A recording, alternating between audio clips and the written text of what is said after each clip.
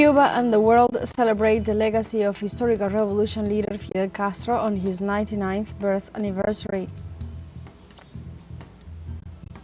President Lula Da Silva grants credits to Brazilian exporters affected by Donald Trump's tariffs.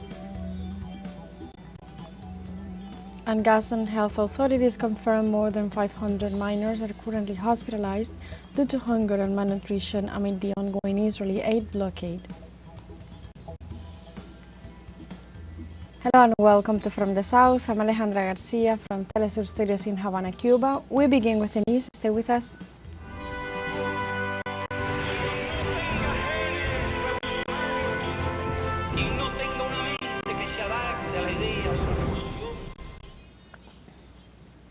Cuba and the world celebrate the legacy of the historical revolution leader Fidel Castro on his 99th birth anniversary. Fidel was born on August 13, 1926 in Biran, in the province of Holguin, which today hosts the main commemorative act in his honor. From there, authorities from the Cuban Communist Party highlighted the revolutionary leader's struggle against the imperialist interest of the United States on the island. Tributes to the revolutionary strategist are also expected across the world as he became a symbol of global resistance whose political and ideological legacy continues to guide Cuba's defense of sovereignty and independence.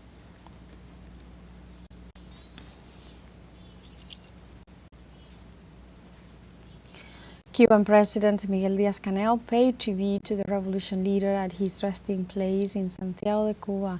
In this context, through his socials, he conveyed a message to the nation stating, "From the heart and with clarity of thought, we share the Fidelist conviction that there are no setbacks in fighting, only countless possible victories." The Cuban head of state highlighted that the greatest tribute to the commander-in-chief on August 13th is knowing how to honor his legacy by turning it into successive triumphs, into tangible results in these challenging times.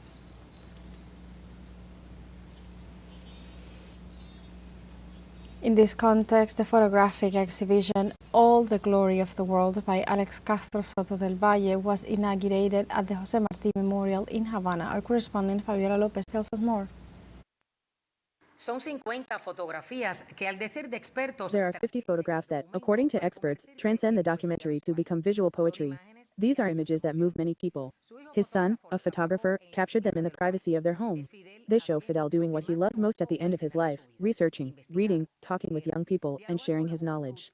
Alex wants people to see not only the work of the leader as a statesman, but also the man who wanted to transform the world. Él nunca dejó de trabajar, nunca dejó de He never stopped working, never stopped researching, never stopped teaching, and never stopped enjoying that time with people, sharing his experiences. He did this practically until the last days of his life. Su experiencia. Eso lo hizo prácticamente hasta los últimos días de su vida. All the glory of the world shows a Fidel free of artifices, without poses. He converses, reflects, thinks. The boundaries between the epic and the everyday are erased. This also shows us that very important side of the commander, which connects with all audiences, which is his humanity. The extraordinary human being that the commander always was, in that relationship, is that friendship with world leaders and personalities, also with that connection with the people.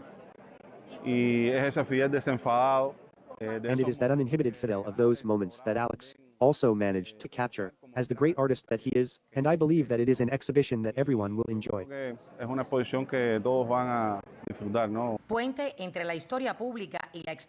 bridge between public history and personal experience, Alex's photographs show Fidel in dialogue with the past, present, and future. Perhaps that is why this 6-year-old boy, also named Fidel, did not want to miss the opening.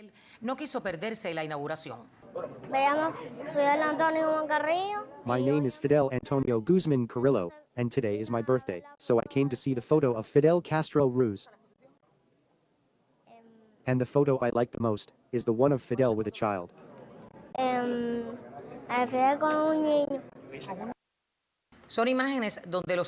These are images where gestures speak louder than words. Through his lens, Alex shows the leader and the authentic human being experiencing moments of solemnity, introspection, and even fragility. El mejor homenaje es leer a Fidel, volver sobre él.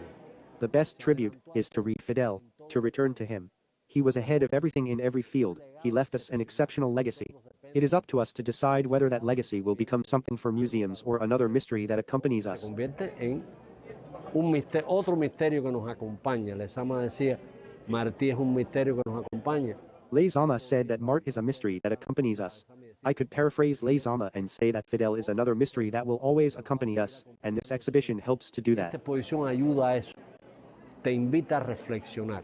Es una exposición que It invites you to reflect, it calls for a moment of spiritual concentration, of spiritual dialogue with that extraordinary man who continues to be with us. aquel hombre extraordinario que sigue estando con nosotros. Dicen aquí que cada imagen es una ventana. They say here that each image is a window into Fidel's soul, reminding us that his true strength lies in what is authentic, human, and uncompromisingly honest, a bridge between myth and man. Entre el mito y el hombre. Fabiola López, teleSUR, La Habana. And on Wednesday, the president of Venezuela, Nicolás Maduro, received a Cuban delegation in Caracas as part of the celebrations for the 99th anniversary of Fidel Castro's birth. In his speech, Maduro described the historic leader of the Cuban Revolution as a hurricane and a giant who changed the history of Latin America, the Caribbean, and much of the world. He assured that Fidel lives in our struggles, in our hearts, and is permanently present in everything we do, and emphasized the importance of his ideas and leadership in the development of the new Latin American revolutions. Maduro also recalled the relationship between the Cuban leader and Hugo Chavez, whom Fidel recognized as the best friend Cuba has ever had.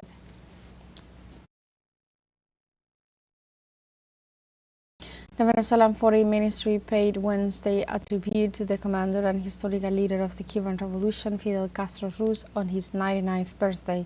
The ceremony was held at the Foreign Ministry's headquarters in Caracas and was attended by the Venezuelan Foreign Minister Iván Gil, the Executive Secretary of ALBA TCP, Rander Peña, the Deputy of the Cuban National Assembly, Elian González Brotons, the Cuban Ambassador to Venezuela, Dagoberto Rodríguez Barrera, and the former Cuban Ambassador Germán Sánchez Otero.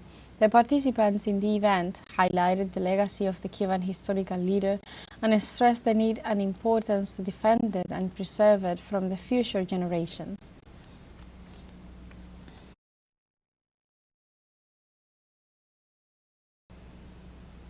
Meanwhile, in Russia, at the Fidel Castro Square in Moscow, the Cuban ambassador to the country, Julio Garmendia, together with workers of the Fidel Castro Fund, presided over a commemorative act in honor of the leader of 99th birthday anniversary.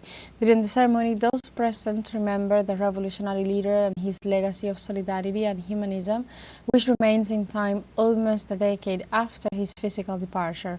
Furthermore, Fidel's role in strengthening the ties between the peoples of the Caribbean nation and the former Soviet Union was also highlighted.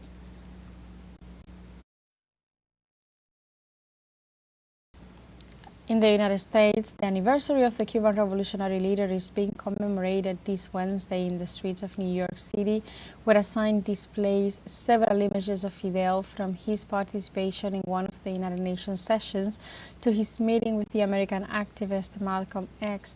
The mural, coordinated by the People's Forum organization, also displayed messages such as 100 years of Fidel and 100 years of Fidel and Malcolm X. Community organizations in the country highlighted the role of Commander Fidel Castro as a revolutionary leader, defender of the oppressed, and an example of dignity, sovereignty, and solidarity.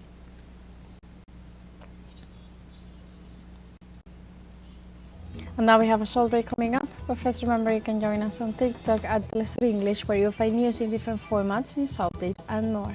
We'll be right back. Stay with us.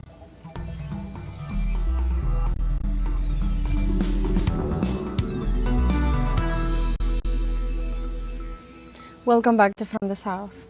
Uganda's Anti-Fascist International condemned Wednesday the latest U.S. aggression against Venezuela after Washington set a $50 million bounty for the arrest of of Venezuela's legitimate president, Nicolás Maduro. In an official statement, the organization called the Trump administration's decision ridiculous, lawless, and devoid of any moral authority. The document also described the move as another desperate act of political gangsterism aimed at destroying the Bolivarian revolution. The organization also called on all anti-fascist, anti-imperialist, and progressive forces across Africa and the world to unite in active defense of Venezuela and declare its unwavering and militant solidarity with President Nicolás Maduro, the Venezuelan people, and the Bolivarian revolution as well. And now, in other informations, in Brazil, President Luis Inácio Lula Da Silva granted loans to Brazilian exporters who were affected by Donald Trump's tariffs. In response to the tariff war imposed by the United States, the Brazilian head of state signed a provisional measure to facilitate the delivery of an initial credit line of over $5 billion. This measure aims to offset losses incurred by Brazilian companies affected by the United States tariff increase against South Africa. The president confirmed that the amount of credit aid could be increased if necessary, and added that his government would open new markets to reduce dependence on the United States.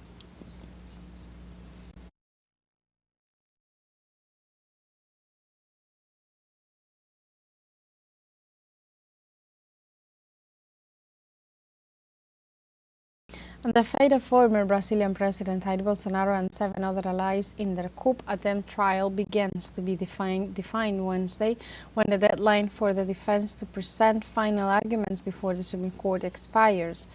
Wednesday's hearing is the last opportunity for the defense team to challenge the charges before the trial, which has not yet been scheduled, but it is expected to be held at the Federal Supreme Court in September. It is also expected that the judge rapporteur of the investigation, Alexander de Moraes, will open the criminal proceedings once he has received all the defenses.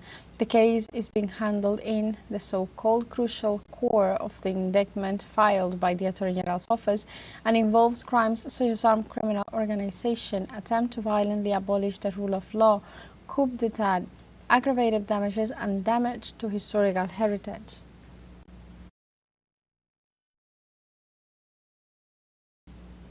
Workers of the main pediatric hospital in Argentina began Wednesday a 24-hour strike to demand an immediate salary increase and against the urgent approval of the pediatric emergency law.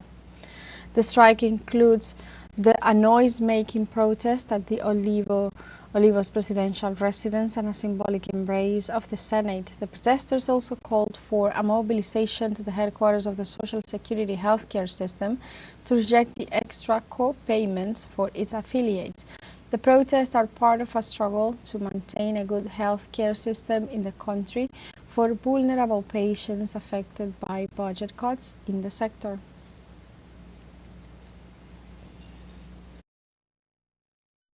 The Confederation of Indigenous Nationalities of Ecuador, CONAIE, condemned Tuesday the pressure and intimidation exerted by President Daniel Noboa on the nation's constitutional court. In an official statement, the CONAIE described these actions as characteristic of authoritarian regimes and warned that publicly exposing judges endangers their independence and safety, and also violates the constitutionally established separation of powers. The organization also denounced an offensive to influence the court's decision on laws related with people's rights and the environment and accused the government and the legislators of being responsible for the crisis. Social movements and rural communities took to the streets of Ecuador to demand the end of oil operations on the border with Peru. The protesters demanded the removal of Texaco's oil furnaces as they consider they generate greenhouse gas emissions such as methane, affecting the health of nearby communities. In recent days, residents of the area and the Organization of Amazonian Quechua Indigenous Peoples of the Peru-Ecuador border demanded measures to defend their territory, while Ecuadorians reiterated that the Amazon is a protected and highly vulnerable area. Mexican President Claudia Sheinbaum explained that the extradition of drug traffickers to the United States is part of the state's security policies. During her daily press conference, the Mexican president said Wednesday that the National Security Council sent 26 members of organized crime to the United States in accordance with the country's sovereign interest. The head of state emphasized that the decision was made by the national government and clarified that it had nothing to do with requests made by the extradited individuals. In recent months, Mexico has extradited 55 members of organized crime as part of its policies to defend peace and territorial sovereignty. A Guatemalan judge ruled Tuesday that the death of 41 young girls locked in a state-run foster home and set on fire in 2017 is a state crime and called for an investigation into former President Jimmy Morales. The ruling included sentences of 6 to 25 years in prison for 6 former officials for the crimes of extrajudicial execution and negligence. The former director of the foster home, Santos Torres, and the former Secretary of Social Welfare, Carlos Rodas, were each sentenced to 25 years in prison. The incident occurred on March 7, 2017, when the guards of the foster home locked up 56 girls after they escaped to report the mistreatment and abuse to which they were subjected. A fire broke out later in the area, while the doors of the facilities remained closed for 9 minutes, killing 41 of the girls.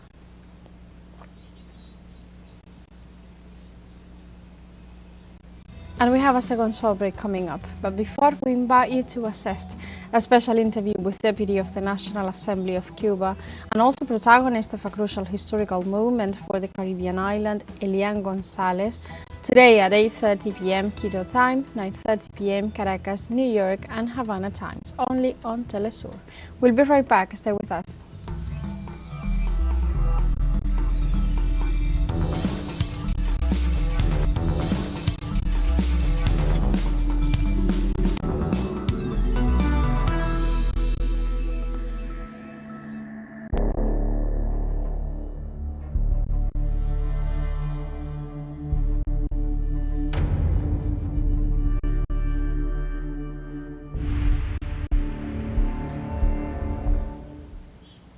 Welcome back to From the South.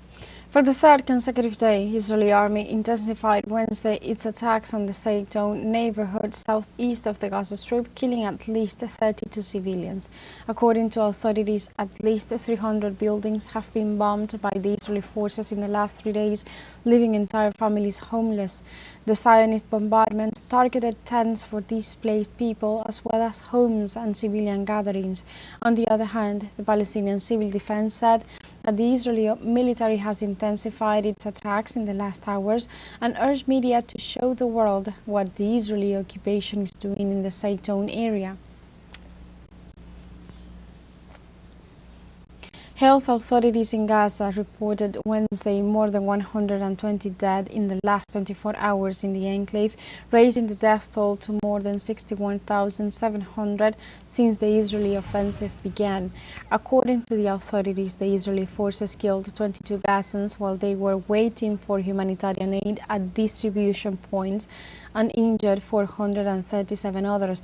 The total of 8 seekers killed since the new aid distribution mechanism was implemented by Israel on May 27th and has reached 1,895, while the total of injured is over 13,000. The reports also revealed that at least 8 people, including children, have died from starvation during the same period, bringing up the hunger-related deaths to 235.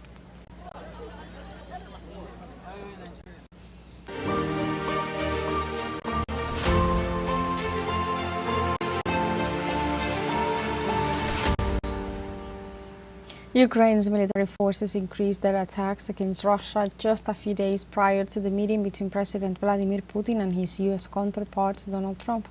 The Russian Foreign Ministry accused the Kyiv regime of never having considered peace with the aim of remaining in power and not losing the support of the West. On the other hand, Russia's Ministry of Defense denounced that Ukraine intended to carry out a false flag operation to undermine the summit meeting between Presidents Vladimir Putin and Donald Trump. According to Russian authorities, the nation's air defense destroyed at least 46 Ukrainian drones in the regions of Bryansk, Volgograd, Rostov and the Crimean Peninsula.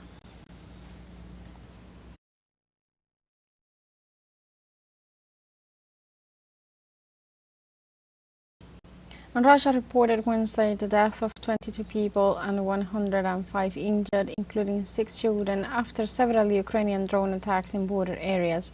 The Russian Foreign Ministry accused Ukraine of intensifying terrorist activity against the regions of the Federation as the Russian-US summit in Alaska approaches. The government body also reported that in August, 8 civilians were killed in the Belgorod region and more than 30 were injured. The ministry informed on August 12 the Russian armed forces intercepted and destroyed 46 Ukrainian drones in various Russian regions during the past weeks. And like this, we have come to the end of this news brief, but you can find these and many other stories on our website at telesurenglish.net and join us on social media. We are on Facebook, X, Instagram, Telegram and TikTok as well. For Telesur English, I'm Alejandra Garcia. Thank you for watching.